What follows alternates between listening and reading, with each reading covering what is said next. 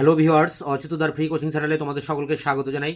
আজকের এই ভিডিওতে তোমরা যারা বর্ধমান বিশ্ববিদ্যালয়ে তৃতীয় সেমিস্টারে পড়ছো এবং ইতিহাস সাবজেক্টটি তোমাদের মেজর সাবজেক্ট হিসেবে রয়েছে, তোমাদের যে এসএসসি 3 পেপারটি রয়েছে জনপ্রিয় সংস্কৃতি অর্থাৎ পপুলার কালচার, এই পেপারটি 2025-এর সাজেশন নিয়ে আলোচনা করছি এই ভিডিওতে।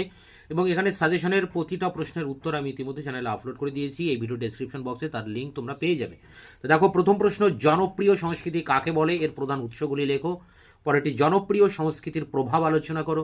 পরেরটি, সোশ্যাল মিডিয়ার মাধ্যমে কিভাবে জনপ্রিয় সংস্কৃতি প্রসারিত হয়।